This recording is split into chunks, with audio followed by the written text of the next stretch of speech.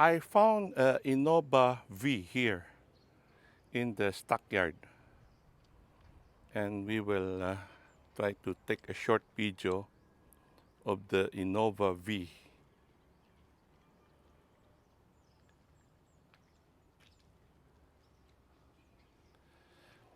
The design of the Innova V, the mag wheel is different, no? The rear is also drum brake. Yeah. And look at that one. This is for the G and the E. That is the G and the E. And this is for the V. Different design. And this is the front wheel. Tire size is bigger also. 215 55 R17. And on the outside, it is the same as the Model G, except here at the back, you could see the difference in the trim here from the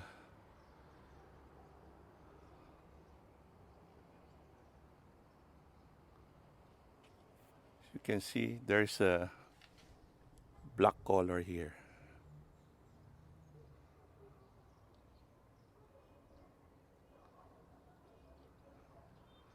And if we look up, there's a fin antenna. Now let's try to open this. Of course, there's a backup camera. And the third row seat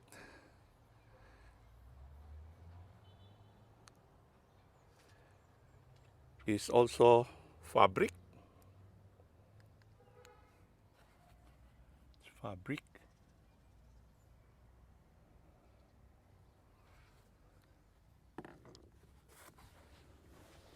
I'm going to remove this one, and we try to open this one by pulling this. First, you close this down, then you pull this for this to go up.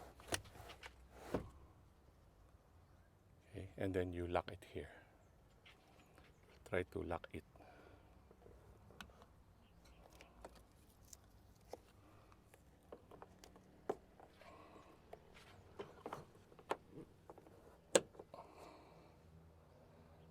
Then put this down.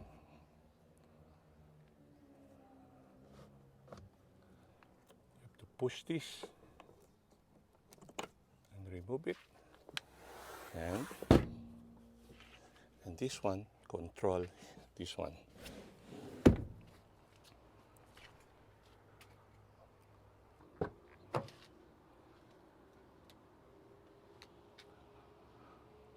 This is the rear door. The door lock, the power window, and the cup holder. And here's the child lock. Push it down for child lock. You push this down to activate child lock, and this doesn't function anymore. When you push this up, you could feel the pressure. There's a pressure already. The difference between the G and the V model is this second row passenger seat. Okay, the second row passenger seat is captain seat. Okay, as you can see, you have two captain seat. Very spacious. This is more spacious.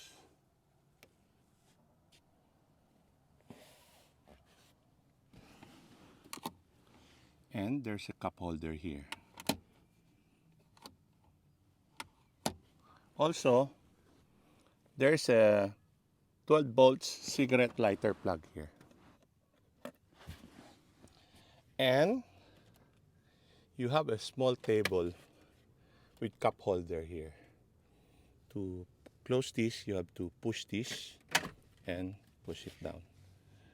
So this is the cool feature of the Innova V. And also, you have ambient light. Okay, you have ambient light,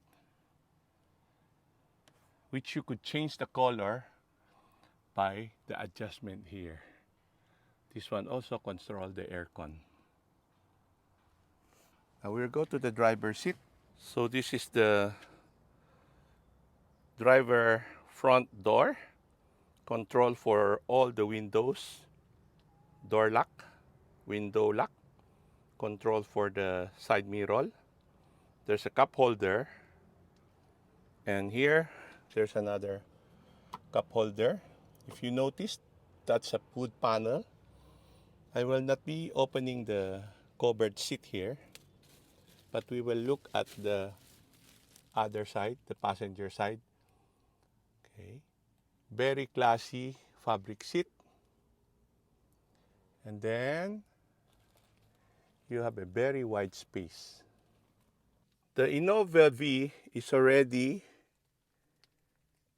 push start.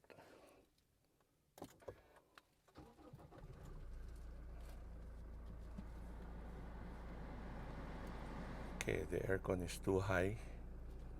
So this is the RPM meter, the speedometer, and the mid information display, which can be controlled. Let me meet the stereo, which can be controlled here. This control the mid information display. Okay, for answering the phone, voice command, the volume,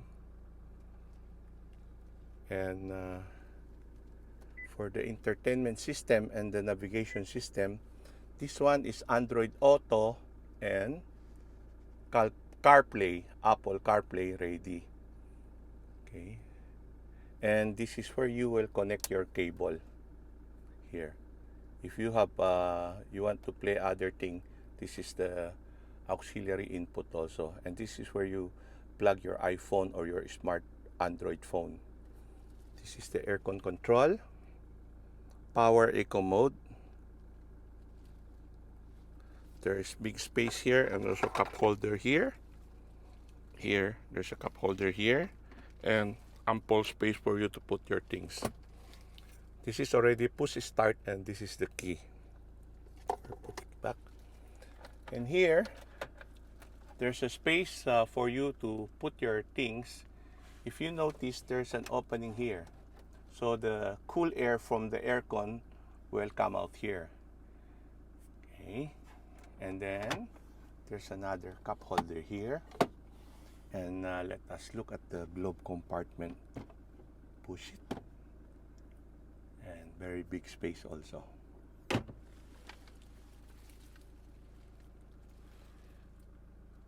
Very nice lamp here. Okay.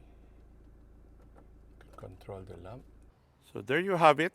This is the Toyota Innova G. Thank you for watching.